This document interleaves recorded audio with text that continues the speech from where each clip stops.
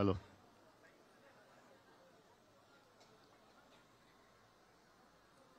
பாட்டாளி மக்கள் கட்சியின் மாநில பொதுக்குழுவிற்கு வருகை தந்து எனக்கு முன்பு பேசி அமர்ந்த பாட்டாளி மக்கள் கட்சியின் பொதுச் செயலாளர் மரியாதைக்குரிய திரு வடிவேல் ராவணன் அவர்களே, பொருளாளர் அருமை சகோதரி திலகபாமா அவர்களே,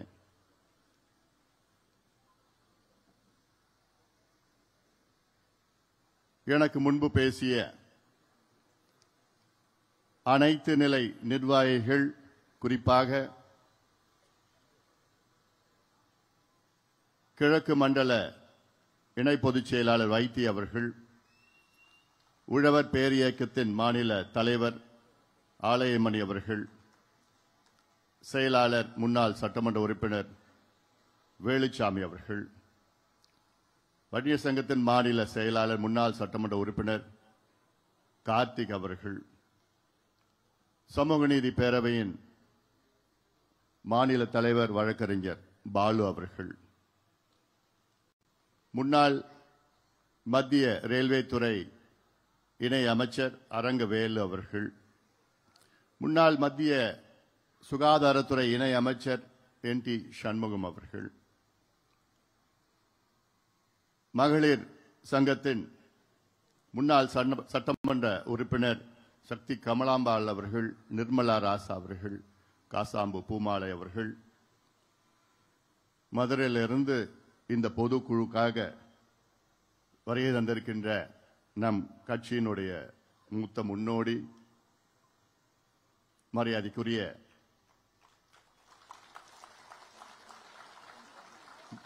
திருமதி கோமதி அம்மாள் அவர்கள் மற்றும் பசுமை தாயகத்தின் செயலாளர் தம்பி அருள் அவர்கள், சட்டமன்ற உறுப்பினர்கள் வெங்கடேஸ்வரன் அவர்கள், சிவகுமார் அவர்கள், முன்னாள் நாடாளுமன்ற உறுப்பினர் மருத்துவர் செந்தில் அவர்கள், நம் இயக்கத்தின் மூத்த முன்னோடி, அவர் இல்லாமல் எந்த நிகழ்ச்சியும் இருக்காது, கட்சி நிகழ்ச்சியோ குடும்ப நிகழ்ச்சியோ. சமீபத்தில் திருவிடந்தையில் லட்சக்கணக்கான நம் சொந்தங்கள் கூடிய அந்த தருணத்திலே அந்த மாநாட்டை மிக சிறப்பாக இயக்கிய நம்முடைய ஒரே ஒரு CR பாஸ்கரன் அவர்கள், முன்னாள் சட்டமன்ற உறுப்பினர் இளவழகன் அவர்கள், TK ராசா அவர்கள், முன்னாள் நாடாளுமன்ற உறுப்பினர் முனைவர் கோ தனராஸ் அவர்கள், விருதை வள்ளல் முன்னாள் சட்டமன்ற உறுப்பினர் மரியாதைக்குரிய திரு RG அவர்கள், திரு ஜெயராமன் அவர்கள், TMT அவர்கள், பொன்மலை அவர்கள், ஷேக் மொஹிதீன் அவர்கள் மற்றும் மேடையில் இருக்கின்ற இங்கே இந்த பொதுக்குழுவை மிக சிறப்பாக ஏற்பாடு செய்த நம்முடைய இங்கே பகுதியில் உள்ள மாவட்ட செயலாளர் ஏழுமலை அவர்கள், தலைவர் கணேசமூர்த்தி, ராதா, வாசு, தட்சிணா போன்ற அனைத்து நிலை நிர்வாகிகளுக்கும், இந்த பொதுக்குழுவுக்கு வருகை தந்திருக்கின்ற மாநில, மாவட்ட, ஒன்றிய, நகர, பேரூர் நிர்வாகிகள், பொதுக்குழு உறுப்பினர்கள் மற்றும் சிறப்பு அழைப்பாளர்கள் அனைவருக்கும், ஊடக நண்பர்களுக்கு சேர்த்து என் உயிரினும் மேலான அன்பு பாட்டாளி சொந்தங்களே, உங்கள் அனைவருக்கும் இந்த அன்புமணி ராமதாசன் பணிவான வணக்கங்கள். உங்கள் அனைவரையும் மீண்டும் ஒரு முறை நான் அன்போடு வணங்கி வரவேற்கின்றேன்.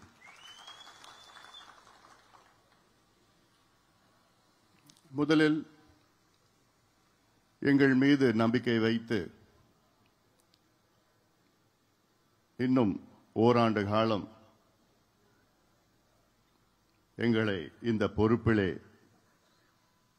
தொடர வேண்டும் என்று ஒருமனதாக நீங்கள் தீர்மானத்தை நிறைவேற்றிய உங்களுக்கு என்னுடைய நன்றிகளை இந்த நேரத்தில் நான் தெரிவிக்கின்றேன். என்னை பற்றி உங்களுக்கு நன்றாக தெரியும். பொறுப்புகளுக்கும் பதவிகளுக்கும் நான் இருப்பவன் அல்ல. என் மீது பாசத்திலும் அன்பை வைத்து நீங்கள் வந்திருக்கிறீர்கள். அதைவிட என் மீது நம்பிக்கை வைத்து நீங்கள் வந்திருக்கிறீர்கள். அந்த நம்பிக்கை நிச்சயமாக வீண் போகாது. உங்களை பொறுப்புடன் கடமையுடன் நான் வழி நடத்துவேன்.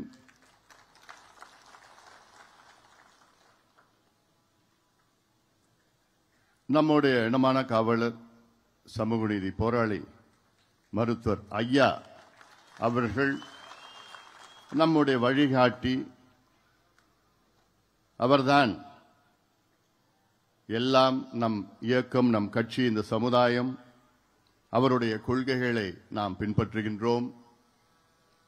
மருத்துவர் ஐயாவுடைய பல லட்சியங்கள், பல கனவுகள், அதை நாம் எல்லோரும் சேர்ந்து நிறைவேற்றுவோம். அதில் மிக முக்கியமானது வன்னியர்களுக்கு தனி ஒதுக்கீடு வேண்டும். தமிழ்நாட்டிலே சாதிவாரி கணக்கெடுப்பு நடத்த வேண்டும். அந்த அடிப்படையிலே அனைத்து நிலை சமுதாயங்களுக்கும், குறிப்பாக பின்தங்கிய நிலையில் உள்ள சமுதாயங்களுக்கு சமூக நீதி பெற வேண்டும், இடஒதுக்கீடு வழங்க வேண்டும் என்ற நோக்கம் மருத்துவர் ஐயாவுடைய லட்சிய கனவுகள். அதுபோன்ற கனவுகள் எல்லாம் நாம் இணைந்து நாம் நிறைவேற்றுவோம். இந்த பொதுக்குழுவிலே பல தீர்மானங்கள் நிறைவேற்றப்பட்டது. அதில் முக்கியமான தீர்மானம் அரசியல் தீர்மானம். இந்த அரசியல் தீர்மானத்தில் முக்கிய முடிவை நாம் எடுத்திருக்கின்றோம். அதில் ஒன்று தெளிவாக இந்த தீர்மானம் இந்த பொதுக்குழு வாயிலாக நாம் சொல்லியிருக்கின்றோம். வருகின்ற சட்டமன்ற தேர்தலில் ஆட்சி செய்து கொண்டிருக்கின்ற திமுக அரசை வெளியேற்றுவோம்.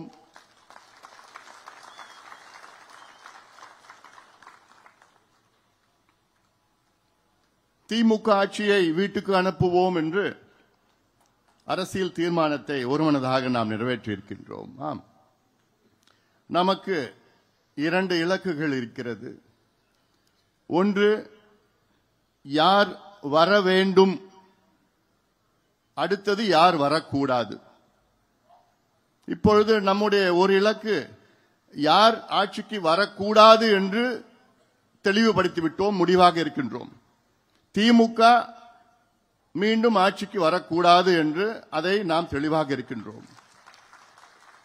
அதைத்தான் நான் இந்த நடைபயணத்திலே தெரு தெருவாக வீதி வீதியாக சொல்லி வருகின்றேன். இவர்கள் வரக்கூடாது, திமுக வரக்கூடாது, திமுக மீண்டும் வரக்கூடாது. இதில் தெளிவாக இருக்கின்றோம். அடுத்தது யார் வர வேண்டும், அது முக்கியமானது. இதை இன்னும் ஒரு சிறு காலத்திலே நாம் முடிவு செய்வோம். நல்ல ஒரு கூட்டணியை அமைப்போம், மெகா கூட்டணியை அமைப்போம், நாம் ஆட்சிக்கு வருவோம். அதில் இன்னும் ஒரு சிறு காலத்திலே அது நடைபெறும். உங்கள் மனதிலே என்ன தோன்றுகிறது என்று எனக்கு நன்றாக தெரியும். உங்களுடைய விருப்பப்படியேத்தான் அந்த கூட்டணியை நாம் அமைப்போம்.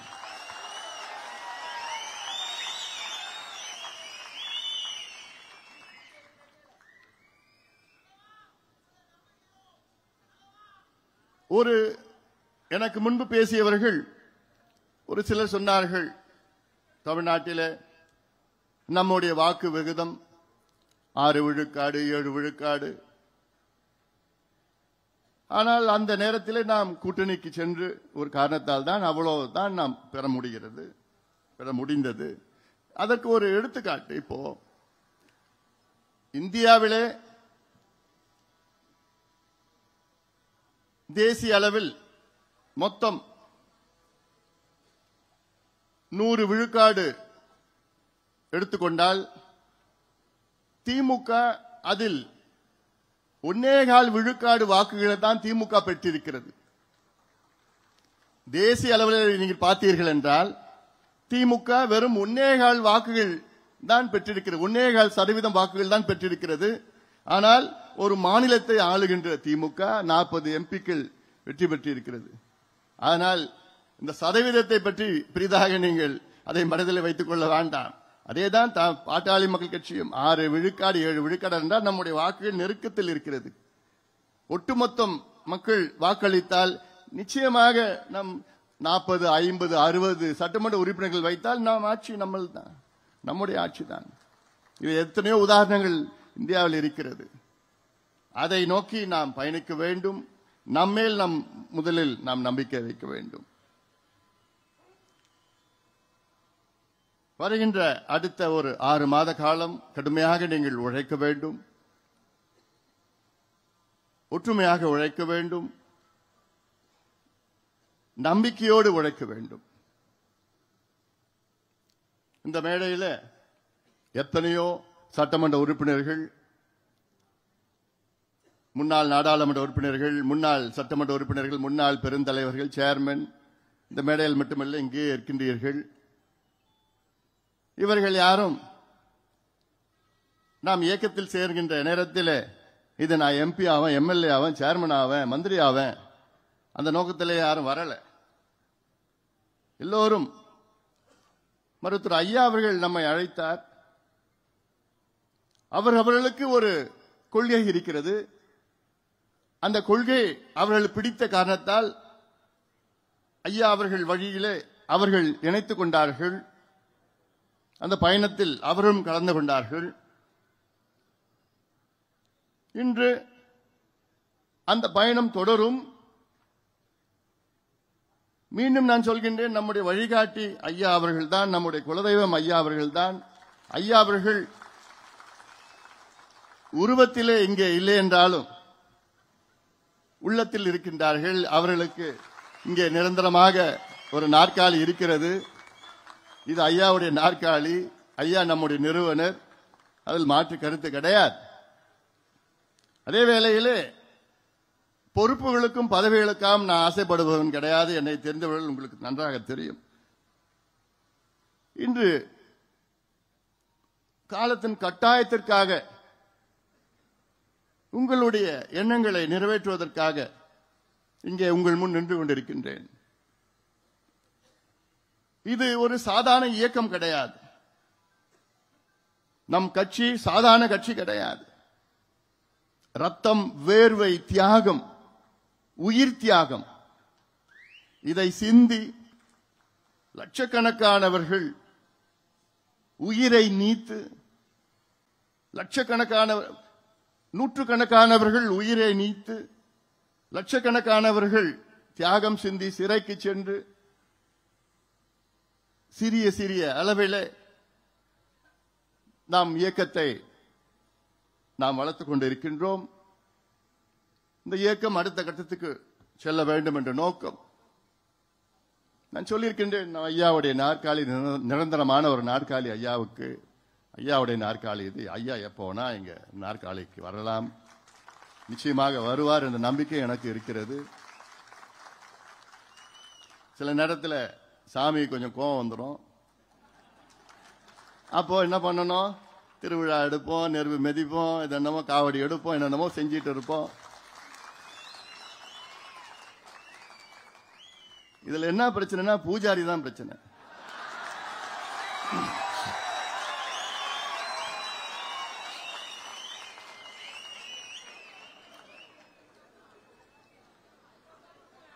நம்ம என்னென்ன செய்யறோமோ செய்கிறோம், சாமிக்கு என்னென்ன வழிபாடு செய்யறோமோ செய்யறோம். ஆனா அந்த பூஜாரி இடையில கொஞ்சம் தடை. அதேதான் இன்னைக்கு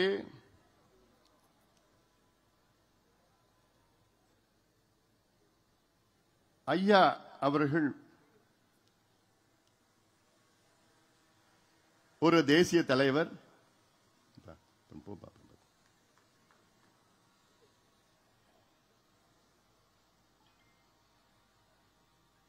ஒரு சாதனையாளர். ஒரு சமூக சீர்திருத்தவாதி, சோஷியல் ரெஃபார்மர். ஒரு சமூக சீர்திருத்தவாதி என்பது இந்தியாவிலே அதாவது மொத்தத்தில் ஒரு 5 பேர் 6 பேர் தான் இருந்திருப்பாங்க. இப்படிப்பட்ட யாரும் இருக்கிறது கிடையாது. 6 இடஒதுக்கீடுகளை பெற்று தந்தவர்.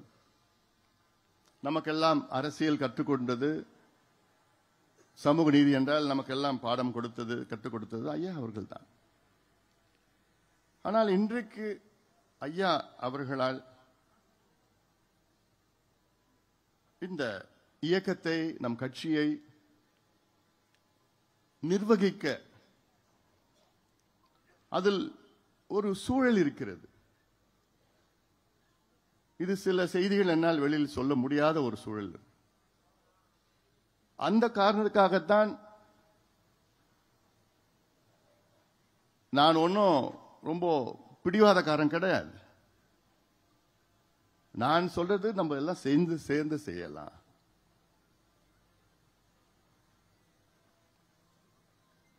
இதுவே ஒரு 5-6 ஆண்டுகளுக்கு முன்பு இப்படி ஒரு சூழல் இருந்ததுன்னா நான் யோசிக்கவே போறது கிடையாது.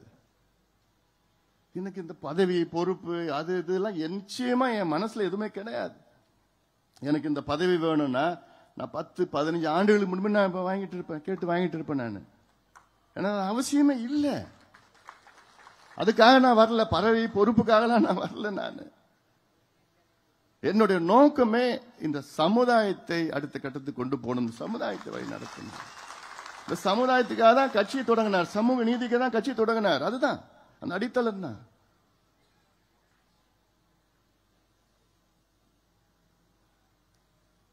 இன்னைக்கு ஐயாவை சுத்தி இருக்கின்ற ஒரு சில சுயநலவாதிகள் என்னன்னு சொல்றதுன்னு தெரியல. இல்ல குள்ளநெறி கூட்டமா, தீய சக்திகளா, பூஜாரியா,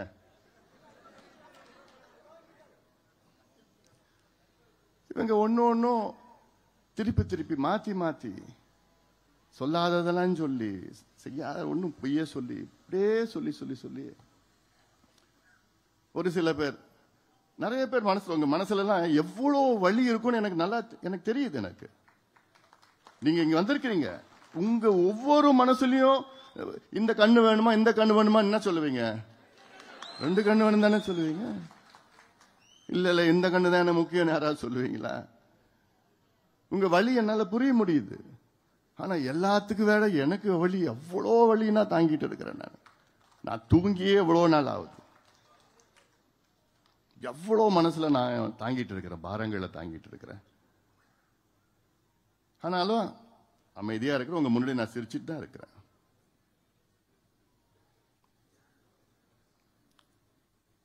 ஏன்னா ஒரு தலை பக்கமா செய்திகள் வெளியில வந்துட்டு இருக்குது. தினம் ஏதாவது ஒரு செய்தி, நம்மளை பத்தி, அது நம்மளை பத்தி, என்ன பத்தி, இப்படி பண்ணிட்டான், அப்படி பண்ணிட்டான், இதை செஞ்சிட்டான், அப்படி செஞ்சிட்டான். ஆனா அதை மறுத்தோ அதை பத்தி பேசி அப்படி பண்ணனா அது அப்படி நானும் அதை பத்தி தான் பேசினேன். அப்புறம் ஐயா பேர் கெட்டு போயிடும். நம்ம இயக்கம் நம்ம சமுதாயத்திற்காக எல்லாத்தையும் நான் தாங்கிட்டு தான் இருக்கிறேன். அதனால 2 பேரும் சேர்ந்து போட்டதானே சண்டை. அது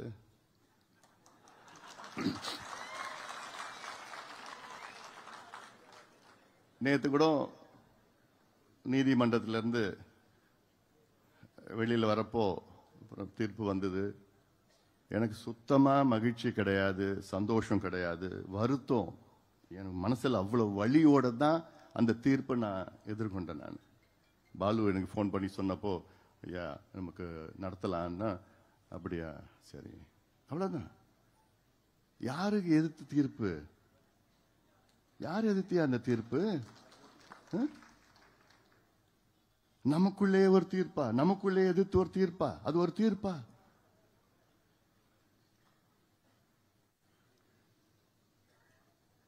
அதனால இது நமக்கு ஏதோ வெற்றி அப்படிலாம் நிச்சயமா என்ன பொறுத்த வரைக்கும் வெற்றி கிடையாது. இது இது நம்ம குடும்பம், நம்ம எல்லாம் குடும்பம், இவ்வளவு பெரிய குடும்பம், நம்ம கட்சி, நம்ம குடும்பம். அதுதான் என் மனசுல ஆழமா என்னைக்கு நான் கடைசி வரைக்கும் அதுதான் எனக்கு என் மனசுல இருக்குமா. நான் உங்களுக்கு தெரியும் என்னை பத்தி, மீடியாவை, ஊடகத்தை மணி கணக்கில் நான் சந்திச்சு நான் பேசுவேன். மீடியானா இது கேளு, எத்தனை கேளுன்னா கேளு, நான் பேசுறேன், நான் சொல்றேன், என்ன வேணா கேளு. இன்னைக்கு நான் மீடியா சந்திச்சு 2 மாசம் ஆகுது. ஏன் என் வாயில ஏதாவது ஒண்ணு பிடுங்கி அதை திருப்பி திருப்பி திருப்பி திருப்பி போட்டுட்டு இருப்போம், ஒண்ணுமே இருக்கு. ஆனா இதே மீடியா, நானும் நடக்கிறேன், திருப்போரூர்ல நடக்கிறேன், செங்கல்பட்டுல நடக்கிறேன், உத்தரமேரூர்ல நடக்கிறேன், கும்மிடிப்பூண்டியிலையும் திருவள்ளூர்லயும், அதெல்லாம் போட மாட்டாங்க, போடுறாங்க. ஆனா அதுக்கு அதெல்லாம் அவங்களுக்கு முக்கியத்துவம் கிடையாது. திருப்போரூர்ல, திருவள்ளூர், அது கும்மிடிப்பூண்டி பகுதியில் பாவம் அந்த மக்கள் 1704 ஏக்கரை இழக்கிறாங்க. அதுல ஒரு அம்மா, நான் போயிட்டு வந்து அடுத்த நாள் அந்த அம்மாவுக்கு ஹார்ட் அட்டாக் வந்து இறந்துட்டாங்க. அந்த என் நிலம் 3 ஏக்கர் தான், இறந்துட்டாங்க. ஐயோ, என் நிலத்தை எடுத்துக்கிறாங்க, என் நிலத்தை எடுத்து. இதெல்லாம் செய்தி கிடையாது. ராணிப்பேட்டைக்கு போறேன், அங்க ஆயிரக்கணக்கான மக்கள் தினம் அந்த குரோமியம் கழிவுகளை நிலத்தடி நீர் மூலமா குடிச்சிட்டு இருக்கிறாங்க, சுவாசிச்சு இருக்கிறாங்க. பெர்மிசிபிள் லிமிட் ஆஃப் குரோமியம் வந்து 0.05 milligram per litre, 0.05 milligram per litre. ஆனா அங்க 277 மில்லிகிராம் பர் லிட்டர் அங்க இருக்கு. அடையார் கேன்சர் இன்ஸ்டிடியூட்ல சொல்றாங்க, அதிகமா கேன்சர் வர்றது ராணிப்பேட்டை பகுதியிலிருந்து வருது. ஆனா இதெல்லாம் ஒரு செய்தி ஊடக நண்பர்களுக்கு இல்லை. இதெல்லாம் செத்துட்டு இருக்கிறாங்க மக்கள். ஆனா உடனே எங்கேயாவது ஒரு பேட்டி, எங்கேயாவது ஒரு சின்ன இது புதாகரமாக்கி அதுல எவ்வளோ பேர் சந்தோஷப்பட்டு இருக்காங்க, எவ்வளோ பேர் சந்தோஷப்பட்டு இருக்காங்க. அதனால நீங்க தைரியமா இருங்க, நம்பிக்கையோடு இருங்கள். நான் இருக்கிறேன், உங்களுக்காக நான் இருக்கிறேன். உங்களை என்னைக்குமே நான் விட்டு கொடுக்க மாட்டேன், என்னைக்குமே உங்களை நான் விட்டு கொடுக்க மாட்டேன். காரணம் நீங்கள் போராளிகள், ஒவ்வொருவரும் நீங்கள் போராளிகள். நான் உங்களில் ஒருவன். நான் ஏதோ மேடையில் இருக்கிற மட்டும் இல்லை, நான் அங்க எனக்கு ஆசைனா நான் அங்க கீழே உட்காரணும் உங்க கூட. அதுதான் என்னுடைய நோக்கம், என்னுடைய ஆசை. நான் இந்த நேரத்தில் இன்னைக்கு உங்களை வழி நடத்தணும், நல்ல வழியில் வழி நடத்தணும். அடுத்த கட்டத்துக்கு நாம் செல்றோம், நம்முடைய இலக்குகளை அடைய வேண்டும், அந்த நோக்கம்தான். ஒரு சில முன்னோடிகள் கூட என்கிட்ட வந்து, ஐயா ஏன்யா பேசக்கூடாதா, பேசினா சரியா போயிடுமே. எல்லாருடைய மனசுல இருக்குதான், நிச்சயமா நியாயமான கேள்விதான். பேசிட்டா என்ன, பேசாம என்ன இருக்கு. நான் 1 முறை 2 முறை கிடையாது, 40 முறைக்கு மேல நான் பேசியிருக்கிறேன். நான் பேசாமலாம் இல்லை, நேத்து கூட நான் பேசியிருக்கிறேன். நான் எல்லாரையும் வச்சுக்கிட்ட குடும்பம் வச்சு பேசிட்டு இருக்கிறோம், உறவுகள், நண்பர்கள், தெரிஞ்சவர்கள், வெல் விஷர்ஸ் சொல்வார்கள், இவங்க எல்லாரையும் வச்சு நான் பேசிதான் இருக்கிறேன். ஆனா என்ன, காலையில் ஐயா சரின்னு சொல்லுவாரு, அப்புறம் நம்ம பூஜாரி இருக்காங்கல்ல, இவனுங்க போய் அங்க போய் இல்லை அப்படின்னு சொன்ன அடுத்த நாள் காலையில் இல்லை நான் அப்படி சொல்லலைன்னு சொல்லி, அப்புறம் 3 நாளுக்கு அப்புறம் மறுபடியும் பேசி கெஞ்சி இல்லை என்ன, நான் எனக்கு என்ன வேணும், எனக்கு ஐயாவோட மானம் மரியாதை அதுதான் நமக்கு, அதை விட நமக்கு என்ன இருக்குது. அதை நம்ம இழக்கிறது, நம்ம அது என்ன, ஐயாவோட மான மரியாதை இழந்துட்டு அப்புறம் நம்ம எதுக்கு இருக்கணும். அப்புறம் எல்லாத்தையும் நான் ஏத்துக்கிட்டேன், எல்லாத்தையும் ஒத்துக்கிட்டேன் நான். சரி, அப்புறம் மறுபடியும் இவங்கெல்லாம் சொல்லி குழப்பம் பண்ணி இல்லை வேணாம் முடியாது. கடைசியில் என்ன, இப்ப என்ன, கொஞ்சம் நாளுக்கு முன்னாடி இல்ல நிர்வாகிகள், நான் இப்ப கட்சி நிர்வாகிகளை 2 பேரும் சேர்ந்து கையெழுத்து போடுவோம்னு சொன்னது ஒத்துக்கிட்டாரு. 10 நாளுக்கு 15 நாளுக்கு முன்னாடி ஒத்துக்கிட்டாரு. இப்போ 4 கொஞ்சம் 5 நாள் 6 நாள் இல்லை நான் மட்டும் தான் போடுவேன்.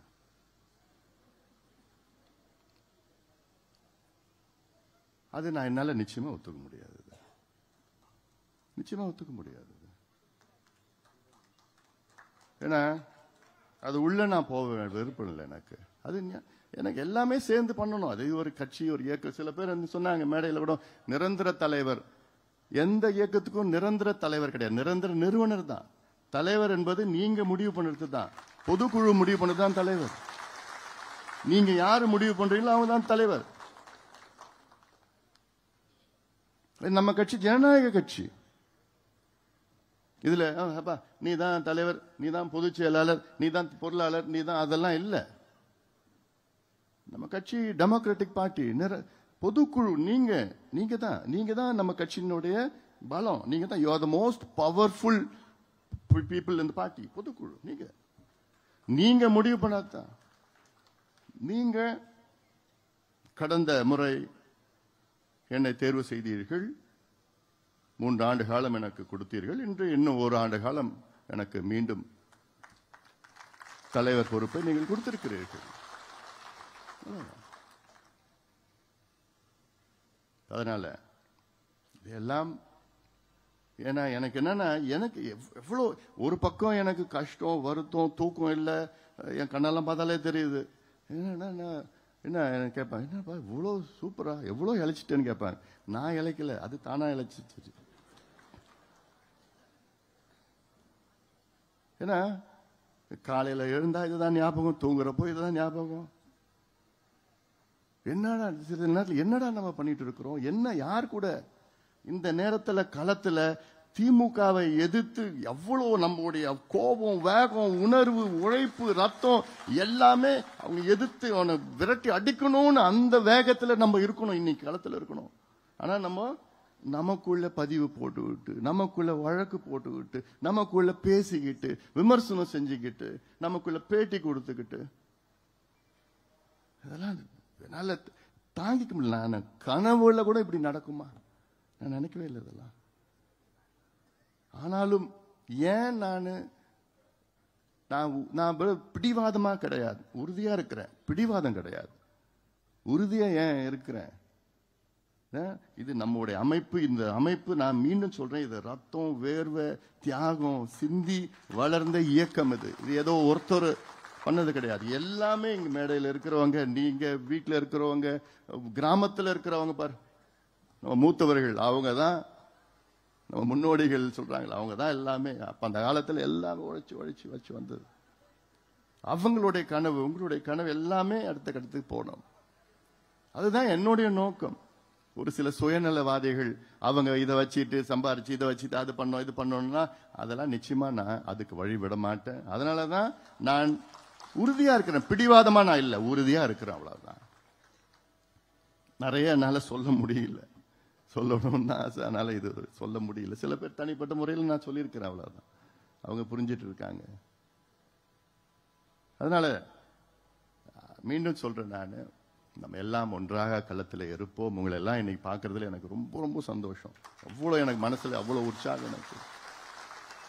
ஏன்னா நீங்க தான் கட்சி, நீங்க மற்றவர்களே வழி நடத்துவீர்கள். இங்க வந்திருக்கிறீங்க பொதுக்குழு உறுப்பினர், நீங்க தான் நம்ம கட்சியினுடைய அடுத்த கட்டத்தில். நம்ம கீழே இருக்கிறவங்க எல்லாமே நம்ம வழி நடத்தணும். நம்ம 2வது தீர்மானம் என்ன தீர்மானம்? சிறை நிரப்பும் போராட்டம். வன்னியர்களுக்கு இடஒதுக்கீடு அறிவிக்கவில்லை என்றால் ஒட்டுமொத்தம் சிறைகள் தமிழ்நாட்டில் நிரப்பப்படும். சிறை நிரப்பு போராட்டம், கடுமையான போராட்டம் நான் நடத்துவோம். ஏன்னா ஏதோ முதலமைச்சர் ஸ்டாலின் அவர்கள் ஏதோ ஒன்று கணக்கு வச்சுக்கிட்டு, சரி இன்னொரு 8 மாசம் ஏமாத்திடலாம், 4 வருஷம் ஏமாத்திட்டோம், இன்னொரு 8 மாசம் ஏமாத்திடலாம், அப்படியே போயிடலாம், கொண்டு போயிடலாம், அப்படி இப்படி. இவங்க ஸ்டைலே அப்படிதான். ஆனாலும் நான் விட போறது கிடையாது. ஸ்டாலின் அவர்களே, நீங்க அனுபவிக்க போறீங்க இந்த தேர்தலில், அது மட்டும் எனக்கு தெரியுது. ஒழுங்கா கொடுத்துடுங்க. இப்ப கூட லேட் ஆகல. நாங்க கேட்கறது நியாயமா கேட்டோம். உச்சநீதிமன்றம் தீர்ப்பு வந்து 1226 நாள் ஆகிறது. இந்த தீர்ப்பில் தெளிவா சொல்லியிருக்கிறாங்க. தமிழ்நாட்டில் வன்னியர்களுக்கு உள்ஒதுக்கீடு கொடுக்க எந்த தடயம் கிடையாது. இதற்கு நீங்கள் சாதிவாரி கணக்கெடுப்பு நடத்தணும்னு அவசியமும் கிடையாது. இருக்கிற தரவுகளை சேகரித்து நியாயப்படுத்தி கொடுங்கள். இது உச்ச நீதிமன்றம் கொடுத்த தீர்ப்பு. இதுக்கு மேல எங்கேயுமே மேல்முறையீடு கிடையாது. உச்ச நீதிமன்றத்துக்கு மேல யாரும் கோர்ட்டுக்கு போக முடியாது. அப்படிப்பட்ட உச்ச நீதிமன்றமே தீர்ப்பு கொடுத்துட்டு பண்ணுங்க. அந்த தீர்ப்பை வைத்துத்தான் இப்பொழுது பிற்படுத்தப்பட்ட ஆணையம் பேக்வர்ட் கிளாஸ் கமிஷனா அமைச்சாங்க. அந்த பேக்வர்ட் கிளாஸ் அமைச்சுக்கிட்டு அதுல ஒரு ஜிஓ பாஸ் பண்றாங்க. என்ன, உச்ச நீதிமன்றம் தீர்ப்புல 68 பேராகிராஃப் 73 பேராகிராஃப் வைத்துத்தான் இதற்கு வன்னியர்களுக்கு உள்ஒதுக்கீடு கொடுக்க பரிந்துரை செய்யுங்கள். எவ்வளவு நாள்ல? 3 மாசம். நாங்க உற்சாகமா இருந்தோம். 3 மாசத்துல வந்துடும் ஐயா, எப்படியாவது இந்த பிள்ளைங்களுக்கு படிப்பு கிடைச்சிடும் ஐயா, எப்படியாவது வேலை கிடைச்சிடும், டிஎன்பிசில வந்துடும், எப்படியாவது வந்துருவாங்க டாக்டர், சந்தோஷமா இருக்கு. 3 மாசம் சரி பரவாயில்ல. அப்புறம் பார்த்தோம் உற்சாகம் 3 மாசம் நெருங்க. ஒரு முறை நம்ம முதலமைச்சர் போய் கேட்டேன். இப்ப பாக்குறப்போ இது 3 மாசம் சொல்றீங்களே, நெருக்கம் வந்துடுச்சு, இன்னும் முடியல. இல்ல இது முடிஞ்சது. அடுத்தது வந்தா கூட நான் ஒரு ஸ்பெஷல் அசம்பிளி செஷன் வைக்கிறேன், ஸ்பெஷல் செஷன் வைக்கிறேன் சொல்றாரு முதலமைச்சர். என்கிட்ட சொல்றாரு, ஓ இதெல்லாம் நான் நம்பினேன் பாரு, எவ்வளோ இப்ப தெரியுது. நம்பி பரவாயில்லப்பா, சிஎம் வன்னியர்களுக்கு இடஒதுக்கீடு கொடுக்க ஸ்பெஷல் செஷன் வைக்கிறேன்னு சொல்லிட்டாரு. எல்லாம் வெளியில சொல்லிட்டு இருந்தேன். அப்பதான் தெரியுது ஆப்பு வச்சுட்டாரு. அதன் பிறகு 3 மாதம், அப்புறம் பிறகு பார்த்தா 3 மாதம் இல்ல 6 மாதம் எக்ஸ்டென்ஷன், அப்புறம் இன்னொரு 6 மாசம், அப்புறம் இன்னொரு 6 மாசம், 2.5 வருஷம் போயிடுச்சு. பேக்வர்ட் கிளாஸ் கமிஷனுடைய பதவி காலமே 3 வருஷம் தான். 2 வருஷம் போயிடுச்சு. இப்ப 2.5 வருஷம் போன காலத்துல இப்ப என்ன பண்ணிருக்காங்க, ஒரு வாரத்துக்கு முன்னாடி என்ன பண்ணிருக்காங்க அரசாணை என்னன்னா, ஓராண்டு கால நீடிப்பு.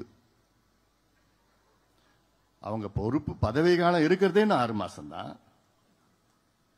இவங்க ஆனா கொடுக்கிறது ஓராண்டு கால நீடிப்பு. அப்ப என்ன அர்த்தம்னா, இந்த எலெக்ஷனுக்கு முன்னாடி வந்துடக்கூடாது. இந்த எல்லாமே எலெக்ஷனுக்கு பிறகு. நீங்க இருக்க போறது இல்ல எலெக்ஷனுக்கு பிறகு. உனக்கு எதுக்கு அந்த வேலை எல்லாம்? அடுத்தது நாங்க தான் வர போறோம், நாங்க பாத்துக்க போறோம். இவ்வளோ ஒரு ஏமாத்தி, இவ்வளோ ஒரு பித்தலாட்டம். இது ஏதோ ஜாதி பிரச்சனை இல்லையா, இது தமிழ்நாட்டின் முன்னேற்ற பிரச்சனை. It is not a cost problem, it is Tamil Nadu's developmental problem. இவ்வளோ பெரிய ஒரு சமூகம், 18 விழுக்காடு மக்கள் தொகை உள்ள ஒரு சமூகம்.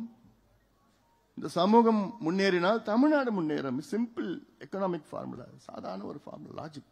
ஆனா இந்த சமுதாயம் வளரக்கூடாது, இப்படியே அடிமையா இருக்கணும், குடிகாரனா இருக்கணும், கஞ்சா பயன்படுத்தணும், படிப்பறிவு இல்லாம இருக்கணும், குடிசையில வாழணும், ஆடு மாடு மேய்க்கணும், ஓட்டு மட்டும் போடணும். தேர்தல் வந்ததுன்னா பாட்டிலும் காசும் கொடுப்பாங்க, ஓட்டு போட்டுட்டு இவங்க ஆட்சியில இவங்க குடும்பம் சந்தோஷமா இருக்கணும், கொள்ளடிச்சிட்டு இருக்கணும்.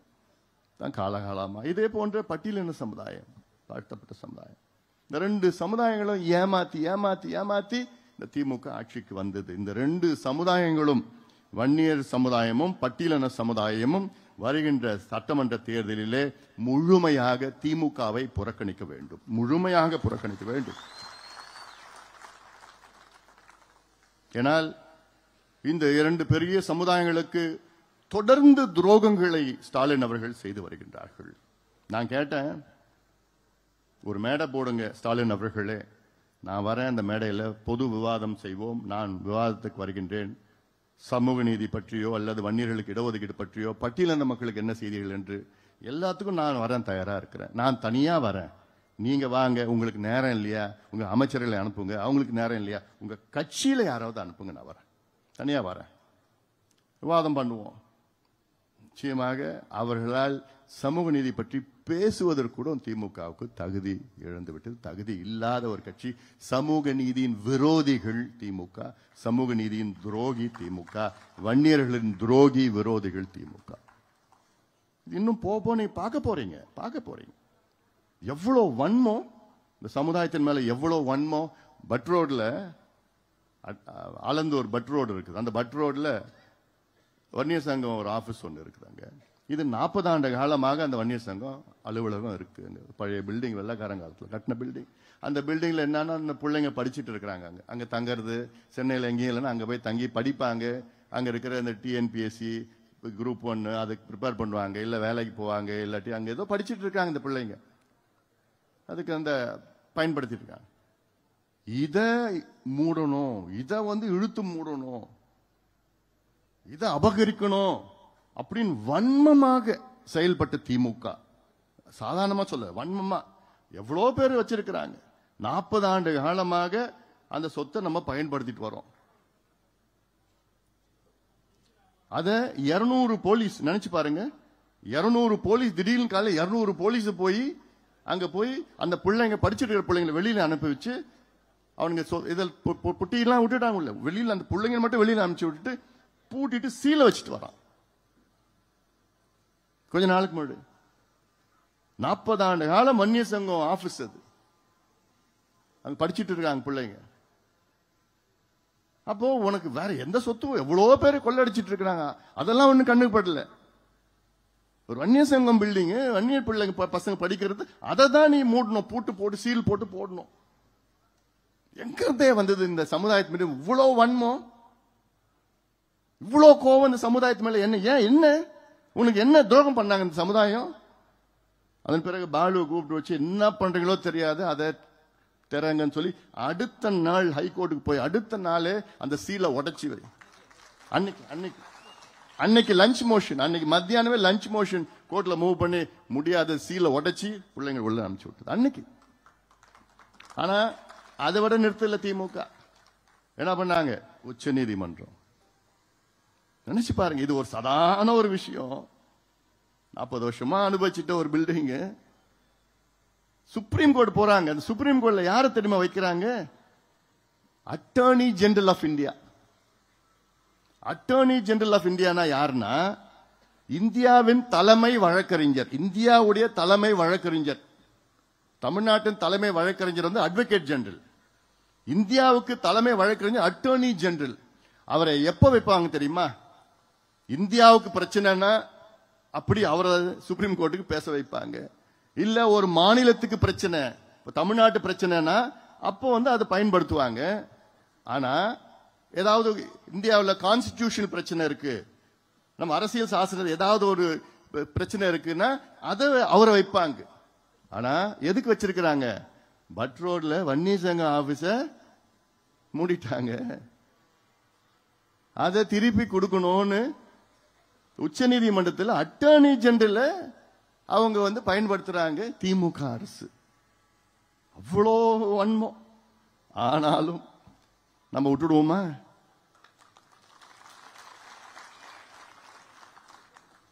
நம்மளும் வச்சோம்.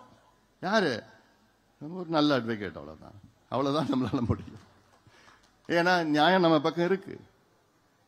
4 நாளுக்கு முன்னாடி பாலு டெல்லிக்கு அனுப்பிச்சு விட்டேன், போனார், சுப்ரீம் கோர்ட்டு போனாரு. இன்னும் கொஞ்சம் ஒரு சீனியர் அட்வொகேட், அவ்வளவுதான். அவரை வச்சு சுப்ரீம் கோர்ட்ல தெளிவா சொல்லிட்டாங்க, நம்பா இது ஸ்டேட் கவர்மெண்ட் தான், இல்ல டெம்பிள் போர்டா, இல்ல கண்டோன்மெண்டா, இது எதுவும் தெரியாது. தெரிகிற வரைக்கும் வன்னியர் சங்கம் கிட்டே இருக்கட்டும்.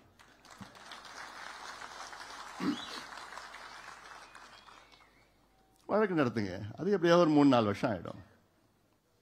அதுக்குள்ள இவங்க இருக்க போறதில்லை.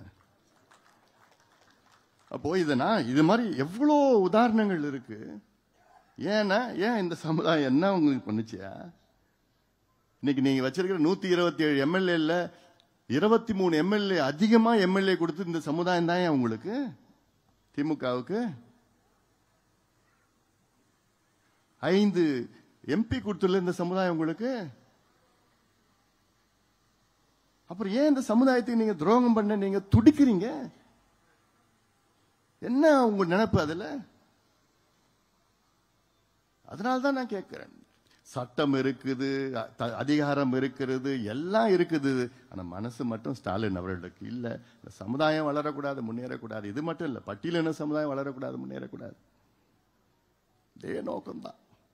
அதனால்தான் சாதி வாரி கணக்கெடுப்பு நடத்த மாட்டோம் திருப்பி சொல்லிட்டு எவ்வளவு ஒரு பொய்யை மீண்டும் மீண்டும் சொல்லிக் கொண்டிருக்கின்ற முதலமைச்சர் ஸ்டாலின் அவர்களே, நிச்சயமாக இந்த தேர்தலில் மிகப்பெரிய பாடத்தை உங்களுக்கு புகட்டுவார்கள். ஏன்னா இந்த தேர்தலில் தமிழ்நாட்டில் உள்ள அனைத்து தாய்மார்கள் பெண்கள் ஒரு ஓட்டு கூட திமுக போட மாட்டாங்க. அவ்வளோ கோபத்தில் இருக்கிறாங்க. பெண்களுக்கு பாதுகாப்புனா, பெண்கள்னா என்ன, சின்ன பிள்ளைகளையா, பெண் பிள்ளைகள், 4 வயசு பெண் குழந்தைகளுக்கு பாதுகாப்பு இல்லை, 8 வயசு பெண் குழந்தைகளுக்கு பாதுகாப்பு இல்லை. தினம் செய்திகள் வந்துட்டு இருக்கு. கேட்டா நாங்க ஒவ்வொரு சம்பவம் நம்ம எப்படி நாங்க காப்பாத்துவோம், ஏதோ அங்கங்க நடக்குது. அங்கங்க எப்படியா நடக்கும்? அந்த சூழலை நீங்க ஏற்படுத்தி இருக்கிறீங்கல்ல. குடிச்சிட்டு கஞ்சா அடிச்சுக்கிட்டு எங்க பார்த்தாலும் கஞ்சா கிடைக்குது, எங்க பார்த்தாலும் அபின், காக்கைன், ஹெரோயின், போதைப் பொருட்கள் கிடைக்குது, எங்க பார்த்தாலும் மது கிடைக்குது. போதையெல்லாம் அவன் என்ன பண்றான்னு அவனுக்கு தெரியல, மிருகமா மாறிடுறான். அப்புறம் ஏன் அதை விற்க வைக்கிறீங்க? ஏன் நீங்க விற்கிறீங்க? ஏன் அனுமதிக்கிறீங்க? அதெல்லாம் நான் சொல்றேன், மீண்டும் சொல்றேன், என்கிட்ட ஆட்சி இருந்ததுன்னா இது போன்ற ஒரு சம்பவம் நடக்காது. ஏன்னா ஒண்ணு மது இருக்காது, போதைப் பொருட்கள் இருக்காது. அதை மீறி யாராவது இப்படி பண்ணிக்கின்னு ஒருத்தம் பண்ணா போதும், முடிச்சிடணும். அவ்வளவுதான். ஒருத்தனை முடிச்சுட்டா அடுத்தது யோசிப்பானா, ஐயோ நம்மளெல்லாம் உள்ளெல்லாம் தள்ள மாட்டான், முடிச்சுடுவான். அந்த பயம் இருக்கணும் யா. அந்த பயம் இருந்தாதான் யா இந்த மிருகங்கள்லாம் அடங்கி கிடக்கும். அந்த பயம் இருக்கணும். இதுதான் ஏன் செய்யணும்? இதுக்கு தைரியம் வேணும்யா, இதுக்கு தில்லு வேணும். இவங்க கிட்ட இருக்குதா? இருக்குது. இதை அதே போன்ற தமிழ்நாட்டில் இந்த சட்டமன்ற தேர்தல் ஒரே ஒரு விவசாயி கூட ஓட்டு போட மாட்டான். ஒரு விவசாயி கூட ஓட்டு போட மாட்டாங்க இந்த இவங்க திமுகவுக்கு. ஏன்னா அவ்வளோ கோபத்தில் இருக்கின்றார்கள். இவங்க நினைச்சிட்டு இருக்கிறாங்க ஏதோ ஒன்று காசு கொடுத்துடலாம், இதை கொடுத்துடலாம், அதை கொடுத்துடலாம். எதை கொடுத்தாலும் நான் போறது கிடையாது. என்னுடைய ஒரு ஆசை, சட்டமன்ற தேர்தலில் திமுக எதிர்கட்சியா கூட இருக்கக்கூடாது. அந்த நிலை வரும், நான் வர வைப்பேன். நீங்க பார்த்துட்டே இருங்க, நிச்சயமா அதை நான் வர வைப்பேன். அதை பண்ணுவேன். என்னால முடியும். என்னால அதில் வியூகங்கள் இருக்கிறது. அது வியூகங்களை வகுத்து அதை செயல்படுத்துவது நீங்கள் தான். உங்களை நம்பிதான் இதெல்லாம் நான் பேசிட்டு இருக்கிற மேடையில், புரியுதா? உங்களை நம்பிதான் நான் பேசிட்டு இருக்கிறேன். அதனால நீங்க தான் அதெல்லாம் செய்யணும். நீங்க தான் அதை செய்து அதை முடிக்க வேண்டும். நிச்சயமாக அதை பல மாற்றங்கள் நாம் கொண்டு வருவோம். நம்ம நெருக்கத்துக்கு வந்துட்டோம். கொஞ்ச நாள் தான். இவ்வளோ கஷ்டப்பட்டு, இவ்வளோ காலமா கஷ்டப்பட்டு ஐயாவுடைய கனவு பார்த்தீங்கன்னா 46 வருஷம், 46 ஆண்டு காலம் உழைத்து கொள்கைகளை வகுத்து போராட்டம் செய்து இன்னைக்கு வரைக்கும், இன்னைக்கு கூட ஐயாவுடைய கனவு ஒண்ணு கூட நிறைவேற்றல. இடஒதுக்கீடு 20% நமக்கு ஒட்டுமொத்தமாக கிடைச்சி வாங்கியிருக்கு. ஆனாலும் இந்த சமுதாயத்துக்கு தனியாக கிடைக்கணும். பட்டியலின மக்களுக்கு 2 விழுக்காடு கூடுதலாக இருக்க வேண்டும். வன்னியர்கள் போன்று இருக்கின்ற மற்ற சமுதாயங்களுக்கு அதுக்கு அவங்க சமுதாயத்துடைய சமூக பின்தங்கிய நிலை, மக்கள் தொகைக்கு ஏற்ப அவர்களுக்கு இடஒதுக்கீடு, அவர்களுக்கு நலத்திட்டங்கள், அவர்களுக்கு வேலை வாய்ப்புகள் இதெல்லாம் உருவாக்கு. அதெல்லாம் நம்மள மட்டும்தான் செய்ய முடியும். ஏன்னா நமக்கு அது உணர்வு பூர்வமா நம்ம டிஎன்ஏல இருக்கு, ரத்தத்தில் இருக்கு, டிஎன்ஏல இருக்குது. இதெல்லாம் செய்யணும், அந்த மக்களுக்கு செய்யணும்னு என்னோட டிஎன்ஏல இருக்கு. மற்ற எந்த கட்சிக்கும் அது மாதிரி எண்ணமும் கிடையாது, அபிப்பிராயம் கிடையாது, எண்ணம் கிடையாது. அவங்க மற்ற கட்சியெல்லாம் அந்த தேர்தல் எப்படி வெற்றி பெறலாம், எப்படியாவது ஜெயிக்கணும். நம்ம அப்படி கிடையாது. எப்படி என்னாலும் சரி நம்ம அணுகணும், வேகமா செய்யணும். ஆனாலும் அதே நேரத்திலே வருகின்ற தேர்தலில் மிகப்பெரிய வெற்றியை நாம் அடைய போகின்றோம். அந்த நம்பிக்கை நிச்சயமாக எனக்கு இருக்கிறது, உங்களுக்கும் இருக்க வேண்டும். அதனால இதையெல்லாம் நீங்கள் மனதில் ஏற்றுங்கள். ஒரு வாரத்துக்கு முன்பு வந்து டெல்லியில் எலெக்ஷன் கமிஷன்ல இருந்து எனக்கு ஒரு லெட்டர் வந்தது. அந்த லெட்டர்ல என்ன சொல்லியிருக்குன்னா, மாம்பழம் சின்னம் நமக்கு கொடுத்துருக்குறாங்க.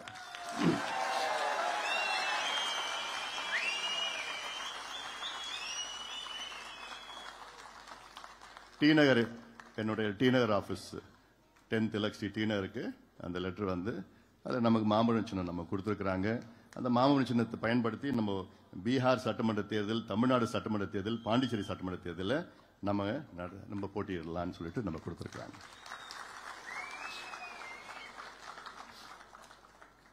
அதனால இதெல்லாம் இன்னும் எவ்வளவோ இருக்குது. இதெல்லாம் இப்போ நம்ம இது இப்படிலாம் நம்ம நிறைய விஷயம் வெளியில சொல்ல மாட்டேன். அதனால அன்றாடம் நடக்கும். அது என்ன நடக்கணுமோ சரியா நடக்கும். மீண்டும் நான் சொல்றேன், நம்ம இவங்க நமக்கு போட்டி, இவங்க நம்ம எதிரி, அதெல்லாம் நம்ம எதுவுமே கிடையாது. எல்லாம் நம்ம எல்லாம் என்னுடைய ஆசை விருப்பம் எல்லாம் ஒன்னா சேர்த்து நம்ம பண்ணணும். அது நோக்கம் விருப்பம் நமக்கு சின்ன ஒரு இடத்துல பலவீனமா இருக்கக்கூடாது. எல்லாம் வாங்க எல்லாம் வழி நடத்தி எல்லாம் ஒன்னா சேர்ந்து நம்ம ஒற்றுமையா செய்ய வேண்டும் என்ற நோக்கம், அந்த எதிர்பார்ப்பு தான் என்னிடம் இருக்கிறது. மீண்டும் சொல்கின்றேன், அந்த பிடிவாதத்திற்கு நான் பிடிவாதக்காரன் கிடையாது. நான் உறுதியானவன், ஆனா பிடிவாதக்காரன் கிடையாது. யாராவது சொல்லி பேசி கன்வின்ஸ் பண்ண நான் கன்வின்ஸ் ஆயிடுவேன். இன்னைக்கு இருக்கிற சூழல் அப்படிப்பட்ட சூழல் இருக்கிறது. அதனால மீண்டும் பல செய்திகளை என்னால வெளியில சொல்ல முடியாது, சொல்ல போறதும் கிடையாது.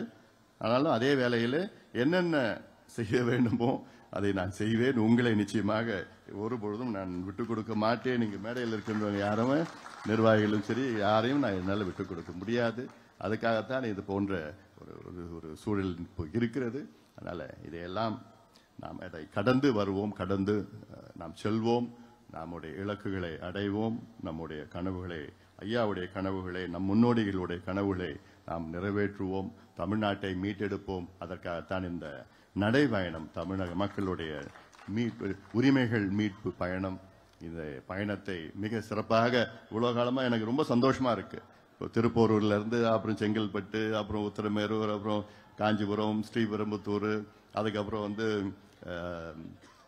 மதுரவாயில் பண்ணோம், அப்புறம் அம்பத்தூர் பண்ணோம், கும்மிடிப்பூண்டி, திருவள்ளூர், அதுக்கப்புறம் திருத்தணி, அதுக்கப்புறம் சோளிங்கர், ராணிப்பேட்டை, வேலூர், வாணியம்பாடி, திருப்பத்தூர் மன்மதராசா மழையில நிக்க வச்சிட்டாரு. நல்லா என்ன இந்த மாதிரி நடக்கிறோம், அவ்வளவுதான். ஆனா எப்போ வேலூர் இருந்தாலும் மழை பெய்யுது,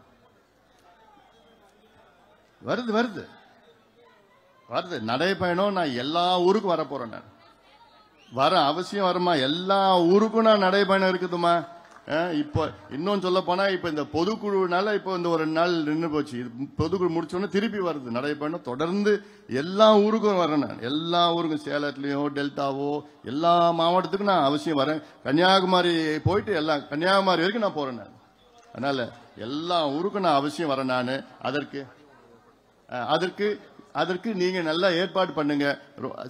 எனக்கு ஒரே ஒண்ணு, இந்த நடைபயணத்துல என் தம்பிகளுக்கு ஒரே ஒரு வேண்டுகோள். என் தங்கைகள் எப்பவுமே நல்ல டீசெண்டா, எப்பவுமே நல்ல சந்தோஷம் இருப்பாங்க. என் தம்பிகள் என்ன பண்ணிடுறான், நடைபயணத்துல சைடுல நின்னுக்கிறான். என்ன பொதுமக்களை பார்க்க விட மாட்டான். ஆர்வமா வர்றான், சத்தம் போடுறான், கொடியை பிடிக்கிறான், எல்லாம் பண்றான். கொஞ்சோண்டு தள்ளுடா, நான் கொஞ்சம் பொதுமக்களை பார்க்கணும்டானா ஒரு 10 செகண்ட் தள்ளுவான். அப்புறம் மறுபடியும் முந்தி அடிச்சுக்கிட்டு போறான். எனக்கு பொதுமக்களை கொஞ்சம் பார்க்கணும், பொதுமக்களும் என்ன பார்க்கணும். எனக்கு பொதுமக்களை பார்த்து ஒரு வணக்கம் வச்சு ஒரு கை நீட்டினா எனக்கு ஒரு சந்தோஷமா இருக்கும். ஆனா அவ்வளவு ஆயிரக்கணக்கான என் தம்பிகள், என் தங்கைகள் இந்த நடைபயணத்துல கலந்துகிட்டு என் கூட அவ்வளவு வேகமா நடந்து அவ்வளவு எழுச்சியா இருக்கிறதுல எனக்கு ரொம்ப ரொம்ப சந்தோஷம் இருக்குது. அத்தனை நிர்வாகிகள் நடத்திய அத்தனை நிர்வாகிகளுக்கு என்னுடைய வாழ்த்துக்கள், பாராட்டுகள். நடத்தி நிச்சயமாக போட்டி போட்டுட்டு இங்கே கூட்டமா நாங்க இதோட அதிகமா கூட்டம், இன்னும் அதிகமா நாங்க செய்வோம்னு அந்த போட்டி நிச்சயமாக ஆரோக்கியமான போட்டியா நான் பார்க்கின்றேன். அந்த வகையில உங்களை எல்லாம் இன்று சந்திப்பதில் மிக்க மகிழ்ச்சி. நம்பிக்கையோடு செல்லுங்கள், தைரியமாக செல்லுங்கள். நிச்சயமாக நாளை நமது. அந்த நம்பிக்கையோடு நாம் எல்லாம் செல்வோம். உங்களுக்கெல்லாம் உணவு ஏற்பாடு செய்யப்பட்டிருக்கிறது. இன்னைக்கு சனிக்கிழமை, ஆனாலும் நல்ல உணவு. நானும் உங்க கூட தான் சாப்பிட போறேன். எல்லாமே அவசியமா சாப்பிட்டு, எல்லாம் அடிச்சு பிடிச்சிட்டு பண்ணாம எல்லாமே அமைதியா சாப்பிட்டு, நிறைய இருக்குது, அதெல்லாம் சாப்பிடுங்க. சாப்பிட்டுட்டு பத்திரமா வீட்டுக்கு போங்க. யாரும் அவசரமா வேகமா வண்டியெல்லாம் வாகனம்லாம் ஓட்டக்கூடாது. அமைதியான முறையில் பத்திரமா நீங்க போங்க. களத்திலே உங்களை சந்திப்போம். தைரியமாக நம்பிக்கையோடு செல்லுங்கள். நன்றி. இந்த பொதுக்குழுவை சிறப்பாக ஏற்பாடு செய்த இங்க ஏழுமலை உள்ளிட்ட அனைத்து நிலை நிர்வாகிகளுக்கும், ஏன்னா இது திடீர்னு ராத்திரி 8 மணி 9 மணிக்கு தீர்ப்பு, அதன் பிறகுதான் இந்த ஏற்பாடு இது நடக்குமா, காலையில இப்படி அப்படிலாம் ஒரு நம்பிக்கை இது இருந்தது. அதை சிறப்பாக நடத்தி கொண்டிருக்கின்ற அனைத்து நிர்வாகிகளுக்கும் என்னுடைய வாழ்த்துக்கள், பாராட்டுக்களை தெரிவிக்கின்றேன். இப்பொழுது நன்றி ஏழுமலை மாவட்ட செயலர் ஏழுமலை நன்றி சொல்லுங்க.